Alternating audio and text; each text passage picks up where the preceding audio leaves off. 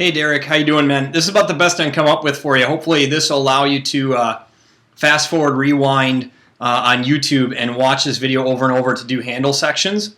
So here's what you need. I think I have the same stuff you do. So you got your 12-inch handle. Hopefully it looks like this because it's from Elmo. No end caps on it yet. 2 end caps. All right, we'll go through those in just a little bit, how to get those on there. Sometimes you can just pop them right on. Sometimes I don't want to do that so easy, so we will go through that in just a little bit. Then you need 2 sections of rope, and you can do the metric conversion on this one. First section is your long section of rope, and it should be about 8 feet. Doesn't have to be exact, but about 8 feet long. And then a smaller section of rope, about 3 to 4 feet long, somewhere in there. Make it 3.5 feet, you'll be good. And we'll come back to the rope sections later. All right, so let's look first at how to get the end caps onto the handle. All right, buddy. So we got a little kitchen tech going on here. And don't let your mom catch you doing this because then she'll be mad at me for having you do this on her stove. I got my handle, my end cap right here. And sometimes, again, like I said, you can pull these things right over and they go on pretty easy. Oftentimes they don't, though. So if they're being stubborn, here's what you got to do. You got to heat the end cap. But you don't want to do it too much because if you get it too hot, it gets too soft, and then when you pull it on, it'll tear. Okay, so, hold on a second.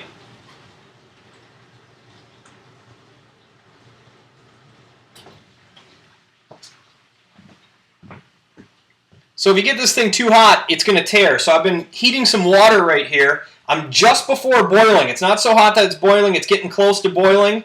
I'm going to take this thing, little needle nose pliers right here, got it on here. I'm going to dip it in there. I'm going to hold it in that hot water for just a few seconds here, probably about 10 seconds. It's going to make that much more soft, pliable.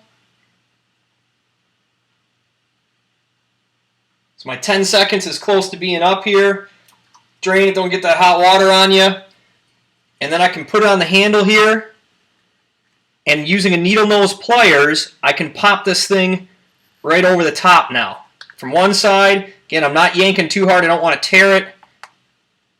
And I'm on. I'm all set, ready to go. This one's on. I can do the same with the other one here. Again, into the water. About 8-10 seconds only, just enough to get that rubber to loosen up a little bit.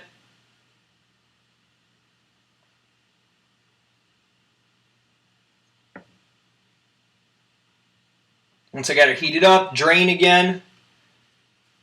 Same thing now. Just bring it on here. Hopefully you can see this. Bring it a little closer here.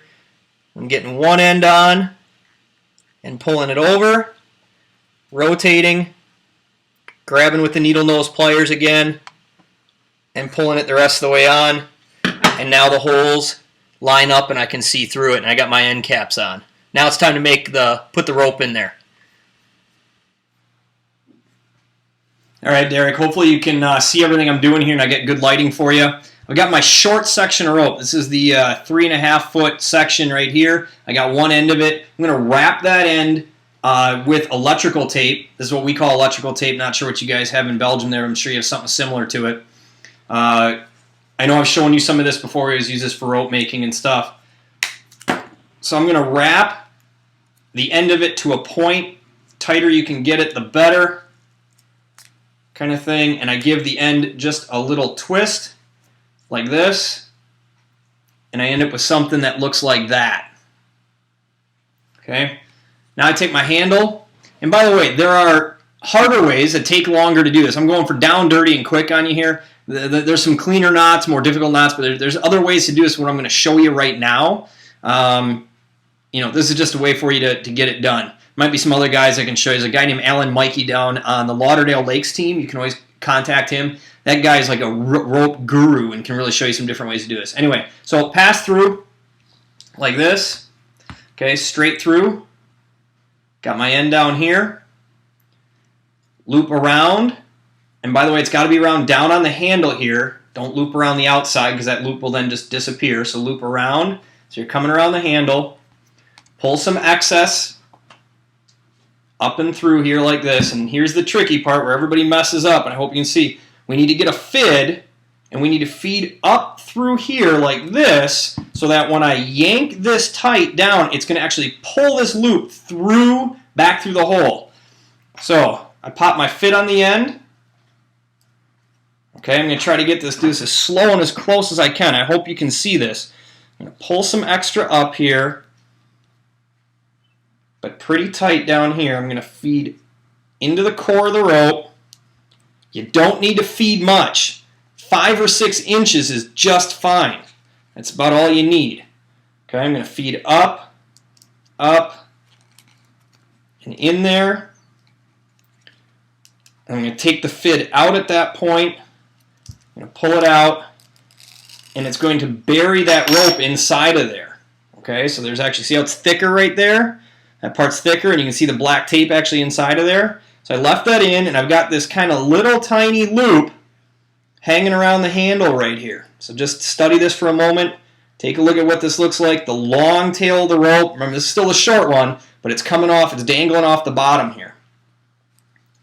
I put this right tight, the loop right tight to the handle here, and I start yanking. Sometimes it helps if you step, put your feet down on the tail of this rope, and then yank up. Right now I'll do it to show you here. And give this a yank, just like this, as hard as you can, and you end up with this right here. Okay, looks like this. Nice and slow, looks like this from the top. You should be familiar. I made you a couple of these ropes, I think, while I was over there in Belgium a year ago. We were doing stuff like this, but I probably never showed you this part. Okay, so as tight as you can get it, and then I've just got this 3-foot of rope right here, dangling here. Just leave it. We're done with this part for right now. Need to do the same thing to the other end now. Now I get the long piece of rope and do this here. So now I got my longer 8-foot section of rope. Same thing, wrap with tape. Doesn't have to be a very long piece. I just got a couple inches of tape right here. Okay. Wrap this up nice and tight.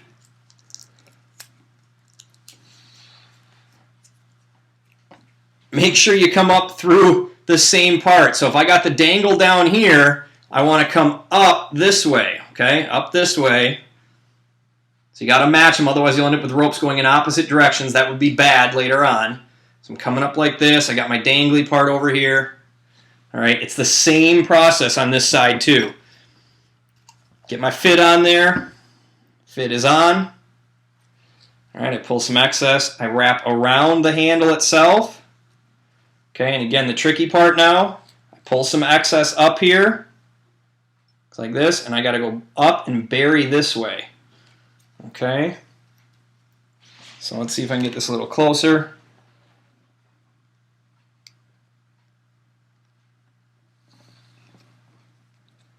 Pull a little bit more. And again, I'm burying about 5 inches or so right now in there. Don't really need any more. It'll all cinch tight. And then I pull the fid out. Okay, I'm left with this loop. Slide the loop right against where the rope is coming through. Don't pass over the top of it, just against it. Got my thick part up here again, and now I start pulling real hard. You end up again, looks like this. Okay, whole handle now. If I get that in there, that's the top of it. And I got 2 long tails coming off, one longer than the other now, coming out here. All right, so you got these parts made. One more tricky knot, and then the rest is easy. There is no magic to this. Look at the V, okay? And you're going to pull this together like this to make this V. You've been skiing long enough. What looks good, what looks comfortable? Don't make it really big, though. You don't want a big, long V like this because people can get their legs caught in it. The tighter it is, the harder it is to catch a leg, a foot. Think conventionals. And a girl catching an ankle in there or something like that, getting stuck while the guy's skiing. So you want tighter is better, but you can't go too tight. Obviously, you can't grip a rope real well like this. So what looks comfortable? Take the shorter tail. I'm going to back up here a little bit. Take the shorter tailed end, put a fid on the end, and I tape mine on. And again, you've seen me make ropes. And the knot you're going to use is the one that I taught you a year ago. It's that basic knot that's used to tie off when you make loops in the end of the rope. We're doing that same knot right here. So here's my fit on the end. I'm going to put some tape on it just to hold it on there.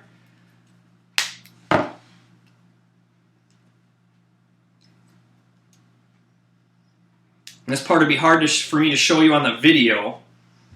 Okay, so I'm doing this. So here's my short end right here with the fit on. Fid's on the short end. Got my long end trailing off over here. I'm going to pick a spot to take the short end through the long one. Figure out what I want my V to look like.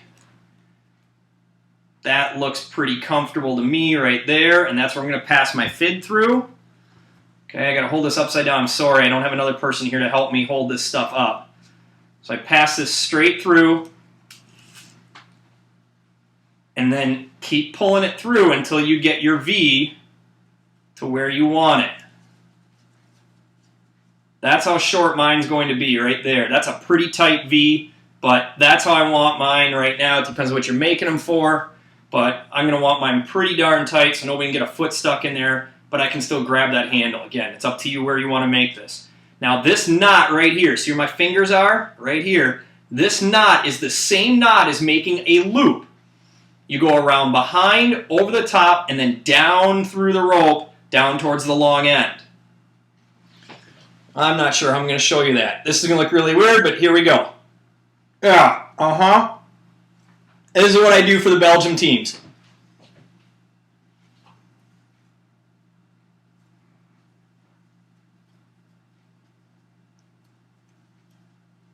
I'm down there.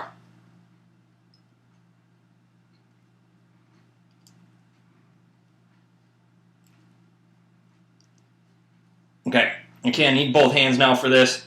Pull it down there. I start basically feeding it through. Again, I don't need to go too long, Derek. I'm going to bury about 8 to 10 inches of rope. I'm going to pull this fit out.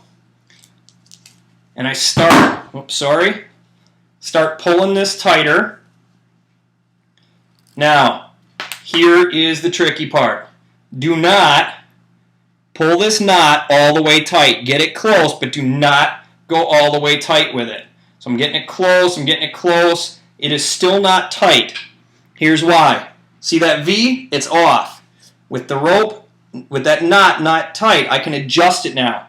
This really helps if you have an extra set of hands. What you want to do is get another person right here to grab that handle. Mom, Dad, heck, use Lizzie. The dog can grab it in her mouth. To hold that thing so you can adjust this by pushing this knot back and forth until that V is perfect.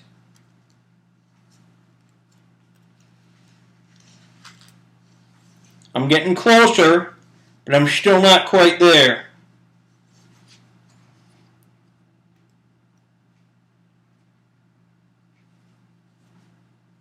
And this just takes some playing and adjusting, but again, way, way, way easier with another person to help you on this one. I generally have somebody else grab these even when I'm making them. Give me a second here. I can't even get this on the camera to do this. Looks pretty good. I'm a little bit off, but that V looks pretty darn close. I'm slightly off yet. Tighten this one side a little bit. I'm just shimming the knot back and forth, pulling on the tail that I still have hanging out here. Looking good. Looking good. My V is looking good. Once I grab it, it looks straight. Have somebody tug on the other end a little bit. Is it straight? Is it straight? Yep. The V feels good. The handle, it's not off. It doesn't want to pull this way. It doesn't want to pull this way. It's dead center with 2 hands. It's feeling good. Now give that knot a good yank. Okay? And cinch that knot down real tight. Back and forth. And now I've got my handle V. I'm all set here. We're almost done. I have this excess a little bit. This was my short rope that I pulled back out. I can clip that off right now. Where's my darn cutter? All right, I'm going to cut that. Don't need that anymore. Make sure you cut the short one, not the long one. So now I've got this handle, and I've got approximately 7 feet of rope dangling off of here yet. What you need to do is measure this now. A standard handle section in the United States, so any ropes you bought from the U.S., handle section is 5 feet long. So from the handle here, out to the end of the loop that you make on the end of this is 5 feet. Do the math, convert it to metric, whatever you want, meters or centimeters or whatever you want to do. So I would measure that out to 5 feet, and then you know how to make these loops already. You would make a rather tight, don't make a giant loop, you don't want a big loop like this.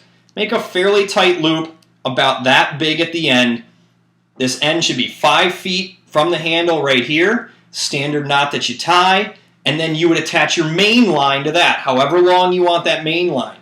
Reason you do this, you put the loop on and you got these 5-foot handle sections, means every handle is the same. And all you have to do later is change main lines. So if you need a pyramid one, all right, maybe you're at 75 or 80 or even 90 feet for your main lines, for your pyramid lines. Maybe you're making these for something like around the boat and you're only going to want a 50-foot main line. Handles are all the same, doesn't matter, you can take them off one rope you might be getting rid of and drop them onto another one because this is the more expensive part and the harder part to make. Got any questions? Let me know. There's Handles 101, quick, down, and dirty from Wisconsin, and it's time for me to eat some dinner. Bye.